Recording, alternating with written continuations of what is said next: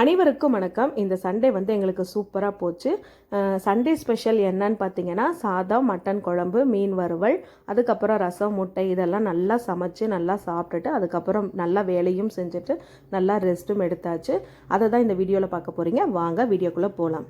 Sunday அன்றைக்கி காலையில் 8 மணிக்கெலாம் எந்திரிச்சாச்சு. அதுக்கப்புறம் துணி வந்து ஒரு 2 நாள் துவைக்கல. நான் கொஞ்சம் முதுகு வலி அப்படின்றதுனால அப்படியே போட்டுட்டேன். சரி வந்து நம்மளுக்கு எல்லாமே சரி போ லீவு நாளில் லீவில் துவைச்சிக்கலாம் அப்படின்னே நினச்சிக்கிட்டே இருப்போம்.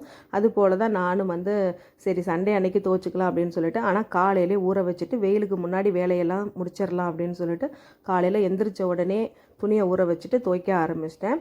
துணி அதிகமாக இருந்தாலே சொல்லவே தேவையில்லை. எங்கள் வீட்டுக்கார் வந்து கூட மாட ஹெல்ப் பண்ண வந்துடுவார். நான் துவைச்செல்லாம் முடிச்சுட்டு நான் கூப்பிடல, அப்புறம் அவரே பார்த்துட்டு, ஏன்னா வெயில் அதிகமாக இருந்துச்சு, உட்காந்து துவைக்க முடியல அப்படிங்கிறத புரிஞ்சுக்கிட்டு அவரே வந்து நானும் வந்து அலசுறேன் அப்படின்னாரு. பாப்பா வந்து உள்ளே சமைச்சிட்டு இருந்தா. நாங்கள் வந்து ஏன்னா 8-9 மணி ஆயிடுச்சு. சரி டிஃபன் செய்யணுமே அப்படின்னு சொல்லிட்டு நான் வந்து முக்கால்வாசி லீவு நாளில் மட்டும்தான் காலையில் டிஃபன், மதியானம் அந்த மாதிரி நான் செய்வேன். மற்ற வந்து ஸ்கூல் நாளெல்லாம் வந்து என்னால் டிஃபன் இந்த மாதிரிலாம் செஞ்சுட்டு இருந்தால் டைம் இருக்காது. ஏன்னா வந்து வீல் சேரில் இந்த மாதிரிலாம் உட்காந்து எங்கள் வீட்டுக்காரும் அப்போ பாப்பாவெல்லாம் எந்த தொந்தரவும் பண்ணக்கூடாது அப்படின்றதுனால ஏதோ ஒரு சோறு குழம்பு அந்த மாதிரி ஏதோ ஒன்று டக்குன்னு நான் செஞ்சுக்குவேன். அதையே நாங்கள் வந்து காலையில் மதியானத்துக்கு வச்சுக்குவோம். அவ்வளோதான். இந்த மாதிரி லீவு டைமில் வந்து தான் நாங்கள் வந்து டிஃபன் இந்த மாதிரி ஏதாவது வெரைட்டியானது ஏதாவது நாங்கள் செஞ்சு சாப்பிட்டுக்குவோம். எங்கள் பொண்ணு வந்து கேட்டால் என்ன சமைக்கணும் அப்படின்னு சொல்லி கேட்டால் உப்புமா செய்ய அப்படின்னு. ஏன்னா அவள் வந்து உப்புமா சூப்பராக செய்வாள். ரவை உப்புமாவையே வந்து கோதுமை உப்புமா மாதிரி செம்மையாக செய்வாள். நான் கூட வந்து கேட்டேன், பாப்பா எனக்கு இது சொல்லி கொடுங்க அப்படின்னு. அப்புறம் எங்கள் பொண்ணு சொல்லி கொடுத்தா, ஆனால் அவள் கைப்பக்குவம் எனக்கு வரலை, நல்லா இல்லை. அப்போ வந்து அதனால் எங்கள் பிள்ளையோட ரவை உப்புமாக்கு நாங்கள் வந்து அடிமை. செம்மையாக செய்வாள். நல்லா வறுத்து அந்த ரவையை வந்து பொன்னிறமாக வறுத்து சூப்பராக உதிரியாக நல்லா செய்வாள். அதுக்கப்புறம் செஞ்சுட்டு எங்களை வந்து கூப்பிட்டா, வாங்க உப்புமா ஆறி போயிடும் அப்படின்னு ஒரு 2 தட்டை தட்டுனா மணி அடித்தா ஒடியாந்துட்டோம் நாங்கள். ஏன்னா உப்புமாலாம் வந்து சூடாக சாப்பிட்டா தானே நல்லா இருக்கும். அதனால நாங்கள் வந்துட்டோம். துணியெல்லாம் புழிஞ்சு வச்சுட்டு சரி தண்ணி வடியிட்டோம் அப்படின்னோம். பாருங்கள் அந்த உப்புமா எப்படி இருக்குன்னு பாருங்கள், அப்படியே சூப்பராக. அதுக்கப்புறம் நல்லா சாப்பிட்டுட்டு அதுக்கப்புறம் மாட்டுக்கெல்லாம் தீனி காட்ட ஆரம்பிச்சிட்டாங்க. எங்கள் வீட்டுக்கார் மாட்டுக்கெல்லாம் தீனி போட்டுட்டு இருந்தாங்க. அதுக்கப்புறம் நான் வந்து எங்கள் பொண்ணுக்கு தலைக்கு தேய்க்கிறதுக்கு வந்து ரெடி பண்ணிட்டேன்.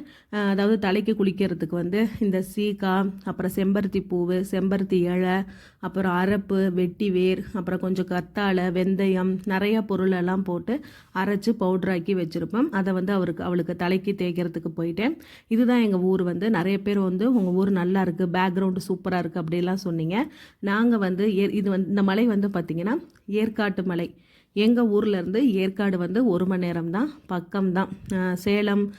சேலத்துலேருந்து எங்கள் ஊருக்கு வந்து ஒரு 1.5 மணி நேரத்தில் வந்துடலாம். பள்ளிப்பட்டி அங்கே தான் இருக்கேன். சொந்த ஊர் வந்து குளித்தலை. எனக்கு கல்யாணம் பண்ணி கொடுத்தது வந்து இங்கே தருமபுரி மாவட்டம் பள்ளிப்பட்டியில் தான் இருக்கேன். நிறைய பேர் நீங்கள் குளித்தலையா தருமபுரியா அப்படிலாம் சொல்லி கேட்டுட்டு இருந்தீங்க. சொல்லிட்டேன். அதுக்கப்புறம் துணியெல்லாம் துவைச்சி முடித்தோன்னே சரி டக்குன்னு காய போட்டுடலாம். ஏன்னா இப்போ ஒரு வாரமாகவே செம்ம வெயில் அடிக்குது. அதனால் சீக்கிரமாக வெயில் வர்றதுக்குள்ளே நம்ம எல்லா வேலையும் முடிச்சுட்டு குடுகுடுன்னு வீட்டுக்குள்ளே ஓடிடலாம் அப்படின்னு சொல்லிட்டு துணியெல்லாம் நல்லா காய போட்டுட்டு அப்புறம் அந்த பவுட்ரெல்லாம் வந்து கொஞ்சம் ஊற வச்சுருந்தேன். கஞ்சியில் போட்டு சாதம் வடித்த கஞ்சியில் அந்த வந்து உப்பு போடாத அந்த கஞ்சி. அன்றைக்கி சாதத்துக்கு வந்து வடிக்கும் போது உப்பு போடக்கூடாது. நல்லா ஆறுனதுக்கப்புறமா அந்த பவுட்ரை வந்து இந்த கஞ்சியில் போட்டு நல்லா மிக்ஸ் பண்ணி அதை வந்து நல்லா தலைக்கு வந்து நல்லா ஊற வச்சிடணும். நான் ஆல்ரெடி கொஞ்சம் துணி துவைச்ச உடனே தலைக்கு தடவிட்டு நான் வந்து குளிச்சுட்டேன். எங்கள் பொண்ணுக்கு அதுக்கப்புறமா நான் வந்து தலைக்கு தேய்ச்சி விட்டேன். அதுக்குள்ளே அவள் வந்து வெங்காயம் பூண்டெல்லாம் உரித்து கொடுத்து அவளுக்கு தலைக்கு தேய்ச்சி விட்டோன்னே அவள் வந்து குளிக்கிறதுக்கு போயிட்டாங்க. நான் அப்புறம் எங்கள் வீட்டுக்கார் வந்து மீன் வாங்கிட்டு வந்திருந்தாங்க. இந்த மீன் வந்து பார்த்திங்கன்னா இங்கே வாணியார் டேமில் வந்து ஃப்ரெஷ்ஷாக பிடிச்சி கொடுப்பாங்க. சூப்பராக இருக்கும், நல்லா டேஸ்ட்டாக இருக்கும். ஐஸ் மீன் எப்போயும் நாங்கள் வாங்க மாட்டோம். இந்த மாதிரி அங்கே வாணியார் டேமில் போய் எங்கள் வீட்டுக்கார் வாங்கிட்டு வருவார். அப்படி இல்லைன்னா இங்கே வந்து பயர்நத்தத்தில் கிடைக்கும், எங்கள் ஊர் பக்கத்தில். அங்கே போய் எங்கள் வீட்டுக்கார் வாங்கிட்டு வருவாங்க. அதுக்கப்புறம் இதெல்லாம் வாங்கிட்டு வந்துட்டு நல்லா க்ளீன் பண்ணியாச்சு. நானும் அப்புறம் குளிச்சுட்டு மீனெல்லாம் வந்து நல்லா சுத்தம் பண்ணியாச்சு. ஏன்னா மீனெல்லாம் செஞ்சுட்டா மேலே ஸ்மெல் அடிக்கும், அதுக்கப்புறம் குளிக்கலான்னு சொல்லுவாங்க. ஏன்னா எங்களுது வந்து சீட்டு வீடு அப்படின்றதுனால கிச்சன் வந்து சீட்டாக, அதனால கொஞ்சம் ரொம்ப வேலை இதாக இருக்கும். அது இல்லாமல் துணியெல்லாம் துவைச்சதுனால ஈரமாயிருச்சு. அதனால் ஒரேடியாக குளிச்சுட்டே வந்துடலாம் அப்படின்னு சொல்லிட்டு அதுக்கப்புறம் குளிச்சுட்டு மீனெல்லாம் நல்லா கழுவிட்டு அதுக்கப்புறம் மீனுக்கு வந்து மசாலாலாம் ரெடி பண்ண ஆரம்பிச்சிட்டேன். நான் வந்து மீனுக்கு வந்து கடையில் அந்த மசால் பொடியெல்லாம் வாங்கி செய்ய மாட்டேன். இஞ்சி பூண்டு வரமிளகா, கொஞ்சம் ஒரு 4 சின்ன வெங்காயம், கருவேப்பிலை, அதுக்கப்புறம் நிறைய அந்த மிளகுத்தூள், மஞ்சத்தூள், மல்லித்தூள் இது எல்லாத்தையும் நல்லா போட்டு கார்ன்ஃப்ளவர் மாவு இல்லைன்னா பச்சரிசி மாவு இதெல்லாம் போட்டு நல்லா பிசைஞ்சு எண்ணெயில் போட்டு பொரிச்சோம்னா அந்த மசாலாலாம் உதிராது, சூப்பராக இருக்கும் மீன் வறுவல். ஒரு நாள் நான் உங்களுக்கு மீன் வறுவல் எப்படி செய்கிறதுன்னு வீடியோ போடுறேன். நல்லா இருக்கும். நாங்கள் வந்து இப்படி தான் செய்வோம். கடையில் வாங்குகிற மசாலா வந்து போட்டோம்னா அந்த மீன் சாப்பிட்டு அந்த ஒரு நாள் ஃபுல்லாகவே ஒரு மாதிரி அந்த ஏப்பம் விட்டாலோ ஒரு மாதிரி பசியே எடுக்காது, ஒரு மாதிரி ஹெவியாக இருக்கும். அதனால நாங்கள் எப்பயுமே வீட்டில் செய்கிற அந்த மசாலா தான் ரெடி பண்ணுவோம். எமர்ஜென்சிக்கு வேணால் அந்த மிளகாய் தூள் வேணால் நான் வாங்கி வச்சுக்குவேன். டக்குன்னு செய்யணும் அப்படின்னா அரைக்க முடியாது அப்படின்றதுனால சக்தி மிளகாய் தூள் மட்டும் நான் வாங்குவேன், அவ்வளோதான். மீதி வந்து வேறு எதுவும் வாங்க மாட்டேன். மட்டனுக்கும் அப்படி தான், நல்லா வறுத்து அரைச்சி அப்படி தான் நாங்கள் வந்து செய்வோம். சூப்பராக இருக்கும். அதுக்கப்புறம் மீனுக்கு வந்து மசாலாலாம் நல்லா தடவிட்டு நல்லா பொரிக்க ஆரம்பித்தாச்சு. நிறைய பேர் இன்னொன்று சொல்லுவீங்க, உங்களுக்கு வந்து இந்த அடுப்பில் வந்து சமைக்கிறதுக்கு கஷ்டமாக இல்லையா, நீங்கள் வந்து ஸ்டவ்வை கீழே வச்சு சமைங்க, கொஞ்சம் இந்த ஸ்லாப்பை வந்து இறக்கி வைங்கன்னு நிறைய பேர் சொல்கிறீங்க. நீங்கள் சொல்கிறது எனக்கு புரியுது. ஆல்ரெடி நான் வீடியோலேயே சொல்லியிருப்பேன். இதை வந்து கட்டி நாங்கள் கீழே தான் தனிச்சு வைக்க சொன்னோம். அந்த மேஸ்திரி இப்படி கட்டி கொடுத்துட்டாரு. இருந்தாலும் எனக்கு வந்து இதில் பழகிருச்சு. இப்போ நடக்க முடியல, உங்களால் இனி வீல் சேரில் தான் நீங்கள் பழகிக்கணும் அப்படின்னு சொல்லிட்டாங்க. அப்போ நம்ம அதில் பழகிக்கிட்டோம்ல, அதே மாதிரி தான். சரி, நம்மளுக்கு இப்படி அமைஞ்சிருச்சு, இருந்தாலும் இதிலே நம்ம சமைச்சிக்கலாம் அப்படின்னு சொல்லிட்டு நான் வந்து இதிலே தான் சமைச்சிக்கிறேன். எனக்கு இதில் கை வலியோ இப்படி எட்டி பார்த்துட்டு சமைக்கிறதோ அதெல்லாம் வந்து எனக்கு கஷ்டமே தெரியல. கஷ்டம்னு நினச்சாதான் கஷ்டம். நான் வந்து அப்படி நான் நினைக்கவே இல்லை. எனக்கு வந்து ஒரு பக்குவமாக இருக்கும். நான் ரொம்ப எக்கிக்கிட்டெல்லாம் பார்க்க மாட்டேன். கரெக்டாக எண்ணெய் ஊற்றுவேன். எண்ணெய் கரெக்டாக இத்தனை செகண்டில் சூடாயிரும் அப்படிங்கிறது தெரியும். அப்படியே டக்குன்னு நான் பாட்டுக்கு போட்டு வெங்காயத்தை போட்டுட்டேன்னா வெங்காயம் இந்த நேரத்தில் வதங்கிடும் அப்படின்னு ஒரு கரண்டி எடுத்து இப்படி பார்ப்பேன், வதங்கிருச்சு அப்படின்னு. ஒரு குத்து மதிப்பாகவே தான் நான் வந்து சமையல் செய்வேன். ரொம்ப எக்கெல்லாம் மாட்டேன். அப்படி எக்கணும் அப்படின்னா நான் வந்து புஷ்அப் தான் பண்ணுவேன். அந்த புஷ்அப் பண்ணும்போது எனக்கும் நல்லது, நான் சாப்பாடு எப்படி இருக்கும்னு அதுவும் பார்த்துக்குவேன். ஆல்ரெடி சொல்லது தான், மைனஸாக இருக்கிறது எல்லாத்தையும் நம்ம ப்ளஸ்ஸாக மாற்றிக்கலாம், அவ்வளோதான். அதனால் நீங்கள் வந்து இதில் உங்களுக்கு சமைக்கிறது கஷ்டமாக இருக்கா, நீங்கள் சமைக்கிறது எனக்கு கஷ்டமாக இருக்குது அப்படிலாம் சொல்கிறீங்க. அப்படிலாம் ஒன்றுமே இல்லை, எனக்கு ஈஸியாக தான் இருக்குது. உங்களுக்கு பார்க்குறதுக்கு அப்படி இருக்கும், எனக்கு எல்லாமே பழகி போயிடுச்சு, அவ்வளோதான். அதுக்கப்புறம் மட்டன் குழம்புக்கு வந்து நான் வந்து சூப்பராக நல்லா வதக்கிட்டேன். சின்ன வெங்காயம், பூண்டு, அப்புறம் வந்து தக்காளி, வர கொத்தமல்லி, வர மிளகாய், சோம்பு, பட்டை, கிராம்பு, அப்புறம் கசகசா, கொஞ்சமாக தேங்காய். அப்படி தேங்காய் இல்லைன்னா முந்திரி பருப்பு கூட போட்டுக்கலாம், சூப்பராக இருக்கும். இந்த மாதிரி வறுத்து அரைச்சி வைக்கிற மட்டன் குழம்பு அப்பா சாமி சூப்பராக இருக்கும், எங்களுக்கு ரொம்ப பிடிக்கும். நாங்கள் வந்து மட்டனுக்கு கூட மட்டன் மசாலா அந்த மாதிரிலாம் எதுவுமே வாங்க மாட்டோம். சிக்கனுக்கும் கூட அதே மாதிரி தான் வறுத்து செய்வோம். ஒன்லி ஒன்று நாங்கள் மசாலா வாங்குறது சக்தி மிளகாய் தூள், அவ்வளோதான், வேறு எதுவும் வாங்க மாட்டோம். அப்புறம் மட்டனுக்கு எல்லாம் செஞ்சு முடிச்சுட்டு அப்புறம் எங்கள் பொண்ணு குளிச்சு முடிச்சுட்டு வந்துட்டு அப்புறம் அவங்க எல்லாம் எனக்கு அரைச்சி கொடுத்தாங்க. ஏன்னா வெயில் அதிகமாகிருச்சுன்னா அந்த சீட்டில் வந்து சமைக்க முடியாது அப்படின்றதுனால தலையை கூட அவங்கள சீக்கிரமாக கடன்னு சமைச்சிட்டு ஓடிடலாம் அப்படின்னு சொல்லிட்டு நான் வந்து மட்டன் எல்லாம் தாளிச்சு விட்ருந்தேன். அப்புறம் நான் வதக்கி கொடுத்தோன்னே என் பொண்ணு வந்து இப்போ அரைக்க கற்றுக்கிட்டான். முன்னாடி மிக்ஸி போடுறதுக்கு கொஞ்சம் பயம். ஒரு டைம் அவள் வந்து சரியாக போடாமல் அது வந்து டக்குன்னு அடிச்சிருச்சு. அதனால அவள் மிக்ஸி பக்கமே போக மாட்டாள். அது வந்து ஒரு 2 வருஷத்துக்கு முன்னாடி நடந்தது. அதுக்கப்புறம் நான் வந்து இப்படி தான் போடணும், சுவிட்சை ஆஃப் பண்ணி சொல்லி கொடுத்தேன். நான் கேர்ஃபுல்லாக போடு பாப்பா, ஜாக்கிரதையாக போடணும் அப்படின்னு சொல்லி ஒரு 2 டைம் வந்து பழக்கப்படுத்தி விட்டேன். 3ஆவது டைமில் மேடம் இப்போ ஆல்ரெடி ரொம்ப ஜாக்கிரதையாக சூப்பராக அரைக்க கற்றுக்கிட்டதுனால நான் அரைக்கிறேன் அப்படின்னா, சரி அவள் ஆசையை ஏன் கெடுப்பானே அப்படின்னு சொல்லிட்டு, பாப்பா ஆனால் பத்திரமா அரைக்கணும் அப்படின்னு சொல்லிட்டு நான் எந்த வேலை செஞ்சாலும் அவள் கூட நான் வந்து பக்கத்தில் பார்த்துக்கிட்டே தான் இருப்பேன். அதுக்கப்புறம் நான் வந்து சரி தலையெல்லாம் காய வைக்கலாம் அப்படின்னு சொல்லிட்டு போயிட்டேன். அப்புறம் எங்கள் பொண்ணு தான் வந்து மட்டன் வந்து நல்லா தாளிச்சு விட்டு நல்லா கிண்டிகிட்டு இருந்தா.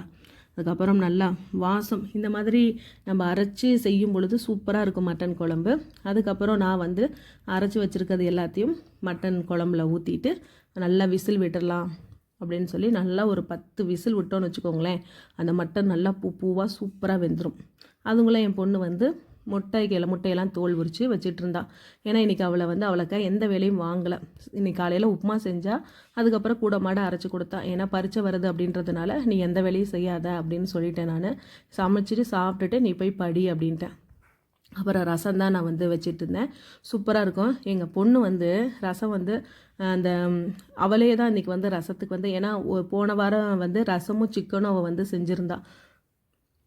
அப்போ வந்து பார்த்திங்கன்னா ரசம் வைக்க நான் எப்படின்னு சொல்லி கொடுத்துருந்தேன். அதனால் மசாலெல்லாம் இன்றைக்கி அவங்களே போட்டு நல்லா அரைச்சி சூப்பராக கொடுத்தாங்க. அதுக்கப்புறம் நான் செஞ்சிட்ருக்கோன்னே அந்த பக்கம் அவங்க நீட் பண்ண ஆரம்பிச்சிட்டாங்க. எப்பயுமே ரசம் கரைச்சி இப்படி டேஸ்ட் பண்ணும்போது அம்மா அம்மான்னு சொல்லி வாயில் வந்து கேட்பா. அது வந்து அந்த பானிபூரியில் உள்ள அந்த ரசம் மாதிரி இருக்குது அப்படின்னு சொல்லிட்டு அவளுக்கு ரொம்ப பிடிக்கும். அதை வந்து அந்த பச்சையாக நம்ம எல்லாம் கையில் போட்டு கரைப்போம்ல, அதை வந்து அவளுக்கு டேஸ்ட்டு பண்ணுறது அவ்வளோ சூப்பராக இருக்கும். நினச்சி வந்து வாயில் ஊற்றுங்கன்ட்டே இருப்பாள். அது மாதிரிலாம் கொடுப்பேன் நான். அப்புறம் நான் சமைச்செல்லாம் முடிச்சதுக்கப்புறமா சாதமெல்லாம் வெந்துருச்சு. அப்புறம் சரி விசில் வர்றதுக்குள்ளே டக்குன்னு இருக்கிற பாத்திரத்தையும் நம்ம கழுவிட்டோம்னா வேலை முடிஞ்சிடும் அப்படின்னு சொல்லிட்டு சமையல் சேர அந்த 4 பாத்திரத்தெல்லாம் கழுவியாச்சு. லீவு நாள் இந்த மாதிரி டைம்லலாம் எங்கள் வீட்டுக்கார் சாதம் வந்து வடித்து கொடுப்பாரு.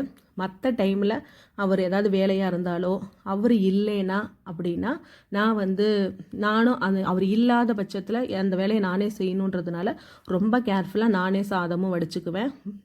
அது வந்து நான் உள்ளே தள்ளி அடுப்பெல்லாம் உள்ளே தள்ளி மடியில் வந்து ஒரு பலகை மாதிரி போட்டுக்கிட்டு, ஏன்னா சாதம் வந்து கஞ்சி கீழே மேலே சிந்திராத அளவுக்கு அந்த மாதிரிலாம் நல்லா பாதுகாப்பு பண்ணிட்டு தான் சாதம் வடிப்பேன். பாருங்கள், மட்டன் குழம்பு சூப்பராக வெந்துருச்சு. அப்புறம் மீன் வந்து மசாலாலாம் நல்லா ஊறிடுச்சு. 1 மணி நேரத்துக்கு மேலே மீனையும் வந்து பொரிச்சாச்சு. அப்புறம் துணி காய போடுறதும் அப்படி தான். எல்லாமே நான் வந்து எங்கள் வீட்டுக்கார் வந்து சப்போஸ் அவங்க இல்லைன்னா அவங்கள எதிர்பார்க்காம நம்ம எப்படிலாம் செய்யணும், குச்சியிலே துணி காய போட்டுக்குவேன், சாதம் நான் எப்படி வடிச்சுக்கணும், அவங்க இருந்தாங்கன்னா எனக்கு உதவி செஞ்சு கொடுப்பாங்க. அவங்க இல்லைனாலும் அந்த வேலைகளை நானே செய்யணும் அப்படின்றதுனால எல்லா வேலையுமே நான் கற்றுக்குவேன்.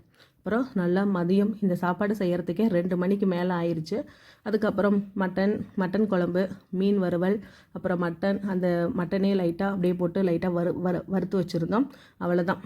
இன்றைக்கி வந்து முட்டை ரசம் சூப்பராக நல்லா சாப்பிட்டாச்சு. மட்டன் குழம்பு அவ்வளோ வாசமாக நல்லா சூப்பராக இருந்துச்சு.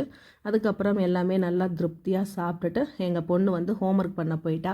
இது எங்கள் வீட்டுக்கு வந்து யாரோ பூனையை விட்டுட்டு போயிட்டாங்க, எங்களுக்கு விட மனசு வரல. அதனால் எங்கள் பொண்ணு இதை வந்து வளர்க்க ஆரம்பிச்சிட்டாங்க. ஏற்கனவே வீட்டில் 3 இருக்குது, இதோடு சேர்த்து ஒரு 2 பூனை, மொத்தம் 5 பூனைங்க வந்துருச்சு. ஏன் பாப்பா அப்படிங்கன்னா அவளுக்கு பூனை, அது இல்லாமல் எங்கள் வீட்டுக்காருக்கும் எங்கள் பாப்பாவுக்கும் பூனைங்கன்னா உசுறு. அவங்க விடவே மாட்டாங்க. அது என் பொண்ணுனா அவள் வந்து தனியாகவே இருக்கிறதுனால அவளுக்கு இந்த விளையாட்டு பொம்மைங்க, நாய், எங்கள் சிவா குட்டியெல்லாம் ஓடுங்க இவளை பார்த்தா. இவள் பட்டு அவ்வளோ டார்ச்சல் பண்ண மாட்டா. இவளோட அன்பை ரொம்பத்தையும் அதுங்க மேலே திணிப்பா. அப்புறம் வந்து பூனையெல்லாம் கொஞ்சிட்டு இருந்தாங்க. என் பொண்ணு வந்து ஹோம்ஒர்க்லாம் எழுதிட்டு இருந்தாங்க. அப்புறம் ஹோம்ஒர்க்லாம் எழுதி முடிச்சுட்டாங்க. அப்புறம் துணியெல்லாம் காஞ்சிருச்சு. அப்புறம் எங்கள் வீட்டுக்கார் வந்து அந்த துணியெல்லாம் எடுத்துகிட்டு வந்தாங்க. நிறைய பேர் வாஷிங் மிஷினில் நீங்கள் துவைங்க அப்படின்னீங்க. நான் நிறைய வீடியோலேயும் சொல்லியிருக்கேன். நம்மளுக்கெல்லாம் கையில் அடித்து சும்மா 4 சாத்து சாத்தி அப்படியே அதை காய வச்சு, அந்த காய வச்ச சூட்டோடையே நல்லா மடித்து அப்படியே பார்த்திங்கன்னா அயன் பண்ண மாதிரி அந்த மொடப்போட அந்த வாசம் அப்படி இருக்கும். எனக்கு அப்படி தான் பிடிக்கும். வாஷிங் மிஷின் இருக்குது, அது வந்து ரிப்பேர் ஆயிடுச்சு. அதனால நான் வந்து மழை காலத்தில் இந்த மாதிரி பாப்பா யூனிஃபார்ம் இந்த மாதிரிலாம் துவைக்க முடியல அப்படின்னா அதை ட்ரையரில் நான் கையில் துவைச்சி அப்புறம் அதுக்குள்ளே போட்டு நல்லா ட்ரை பண்ணிக்குவேன், எடுத்து ஃபேனில் போட்டுக்குவேன். அப்படி தான் பண்ணுவேன். அதுக்கப்புறம் சாயங்காலம் மாடெல்லாம் பால் கறந்தாச்சு. நான் வந்து அதாவது எங்கள் வீட்டுக்காருக்கு ரொம்ப அவசரம் அப்படி இல்லைன்னா அவரே மாட்டில் பால் கறந்துக்குவார். அவருக்கு ரொம்ப கை வலி இருக்குது, கழுத்து வலி இருக்குது. அப்படி ரொம்ப ஏதாவது இருந்துச்சுன்னா நானே, எனக்கு வேலை கொஞ்சம் குறைவாக இருந்துச்சுன்னா நானும் போய் அவருக்கு பால் கறந்து கொடுப்பேன். இன்றைக்கெல்லாம் என்னாலேயும் முடியல, ஏன்னா வந்து துணியெல்லாம் நிறைய துவைச்சதுனால முடியல. அதுக்கப்புறம் டீ எல்லாம் போட்டு குடிச்சிட்டு தலையெல்லாம் சீவிட்டு நல்லா ஒரு மேக்கப்லாம் பண்ணியாச்சு. எப்பயுமே நான் வந்து எல்லா வேலையும் முடிச்சுட்டு நம்ம ஏன் இப்படி இருக்கோம், நம்ம இப்படி ஆனதுனால நம்ம தலை சீவக்கூடாது, நல்லா ட்ரெஸ் பண்ணிக்கக்கூடாது, நம்ம வாழ்க்கையை வெறுத்துடக்கூடாது, நம்மளும் எல்லாரும் போலையும் நம்மளும் வந்து நல்லா சூப்பராக ட்ரெஸ் பண்ணிக்கணும், நல்லா பொட்டு வச்சுக்கிட்டு நம்மளும் இருக்கணும் அப்படின்னு தான் நான் நினப்பேன். எங்கள் வீட்டுக்காருக்கும் அப்படி தான் பிடிக்கும். அப்புறம் சமைச்சு எல்லாம் முடிச்சுட்டு நைட்டுக்கு வந்து சாப்பாடெல்லாம் செய்யலை. ஏன்னா கொஞ்சம் லேட்டாக தான் சாப்பிட்டோமா. நான் நான்வெஜ் அப்படின்னாலே நான் ஒரு வேளை தான் சாப்பிடுவேன். நைட்டுக்கு வந்து சாப்பிட மாட்டேன். ஏன்னா நம்ம உட்காந்தே இருக்கிறதுனால ஒரு நேரம் மட்டுமே கொஞ்சம் ஹெவியாக சாப்பிட்டுக்குவேன். சாயங்காலத்தில் வந்து நைட்லேயே வந்து சாப்பிட மாட்டேன். ரசத்தை மட்டும் ஒரு டம்ளர் வந்து குடிச்சாச்சு. மேடம் வந்து யூனிஃபார்ம்லாம் துவச்சி வச்சு மடித்து வச்சுருந்ததை அவங்களே வந்து அயன் பண்ணிக்கிறாங்க. எனக்கு உண்மையாலுமே என் பிள்ளை எனக்கு இப்படிப்பட்ட பிள்ளைய கடவுளை எனக்கு கொடுத்துருக்காரா அப்படின்னு எனக்கு வந்து ஒவ்வொரு டைமும் நான் நினச்சி நான் கடவுளுக்கு தான் நன்றி சொல்லுவேன். பொறுப்புனா அவ்வளோ அழகாக எல்லாமே நீட்டாக அவளே செஞ்சுக்குவா. நல்லா நீட்டாக மடித்து வச்சுக்கிட்டாரு. அதுக்கப்புறம் எங்கள் வீட்டுக்கார் நைட்டு சாப்பாடு போட்டு சாப்பிட்டாங்க. பாப்பாவும் எனக்கு சாப்பாடு வேணாம் அப்படின்ட்டா. நான்வெஜ்ஜை வந்து அவ்வளோக்கா இந்த ஒரு நேரம் சாப்பிட்றது தான். அதுக்கப்புறம்லாம் 2வது நேரத்தில் 2வது வேலைக்கெல்லாம் சாப்பிட்றதுக்குலாம் அவ்வளோக்கா இன்ட்ரெஸ்ட் இருக்காது. அந்த சூடாக சாப்பிடும்போது தான் எல்லாத்துக்கும் ரொம்ப பிடிக்கும். அப்புறம் கொஞ்சமாக மட்டன் குழம்பு, ரசம் இதெல்லாம் இருந்துச்சு. அப்புறம் கரெக்டாக தான் நான் வச்சுருந்தேன். நான் அடுத்த நாள்னா கூட நாங்கள் அதை சாப்பிட மாட்டோம். எங்கள் வீட்டுக்காருக்கு வேணால் அந்த பழைய மட்டன் குழம்பு பிடிக்கும். நானும் பாப்பாலாம் அவ்வளோக்கா விரும்பிக்க மாட்டோம். அப்புறம் கொஞ்சம் குழம்பு இருந்துச்சு. அதை எங்கள் சிவாக்கு எல்லாம் போட்டாச்சு. அதுக்கப்புறம் எங்கள் வீட்டில் வந்து இது அடுத்த நாள் சூப்பராக வந்து பார்த்திங்கன்னா சீத்தாப்பழம் வந்து பழுத்திருந்துச்சு. இது வந்து திங்கக்கிழமை காலையில் எங்களோட அனுமார்கள் வந்து எங்களுக்கு வந்து போனால் போதுன்னு பொழைச்சிப்போங்க, அறுத்துக்கோங்க அப்படின்னு சொல்லி விட்டுட்டு போன பழம். ஏன்னா ஒன்று கூட நாங்கள் இது வரைக்கும் பழமே அறுத்ததில்லை. இதான் முதல் முறை நாங்கள் அறுத்துருக்கோம். ஒரு 10 நாளாக வந்து காணோம் எங்கள் அனுமார்கள். அதனால எங்களுக்கு இந்த பழம் கிடச்சிச்சு. அதனால நல்லா மரத்துலேயே பழுத்திருந்துச்சு. ஒரு 4-5 பழம், மீதி பழம்லாம் நல்லா திரண்டிருந்துச்சு. அறுக்க அப்படியே கிட்டத்தட்ட ஒரு 1 கிலோவுக்கு மேலே கிடச்சிருக்கும். சூப்பராக இருந்துச்சு. அப்படியே அந்த மரத்துலேயே பழுத்த பழத்தை அப்படியே சாப்பிடும்போது அவ்வளோ டேஸ்ட்டாக இருந்துச்சு. சூப்பராக நல்லா பழுக்க வச்சாச்சு. ஒரு 4 பழம் பழுத்திருந்துச்சு. இப்படி தான் எங்களோட இந்த சண்டே வந்து நல்லா செம்மையாக என்ஜாய் பண்ணி நல்லா சாப்பிட்டோம். கீழே வந்து புடலங்காய் பிஞ்செல்லாம் புதுசாக வந்து விட்டுருந்துச்சு. ஃபஸ்ட்டு வந்து இல்லை, இப்போ ஒரு லைட்டாக கொஞ்சம் மழை வந்ததுனால திருப்பியும் வந்து இது வந்து தப்பு செடிங்க. நாங்கள் வந்து எந்த செடிங்களும் போட முடியாது, ஏன்னா குரங்குங்க தொல்லை இருக்கிறதுனால. இருந்தாலும் பாவம் அதுங்களும் என்ன பண்ணுங்க, அதனால அவங்கெல்லாம் சாப்பிட்டது போக தான் மீதி. அது இல்லாமல் எங்களுக்கு ஆசையை விட்டு போச்சு, எல்லாம் போட்டு உடச்சி எடுத்துருங்க செடிங்களெல்லாம். அதனால நாங்கள் அவ்வளோக்கா இது இல்லை, இது மாதிரி தப்பு செடிங்களாக வந்தது தான். அப்புறம் நானும் அந்த சீத்தாப்பழத்தை அங்கேயே நல்லா சாப்பிட்டேன். சூப்பராக இருந்துச்சு. அப்புறம் இந்த வீடியோ பிடிச்சிருந்துச்சுன்னா லைக் பண்ணுங்கள், ஷேர்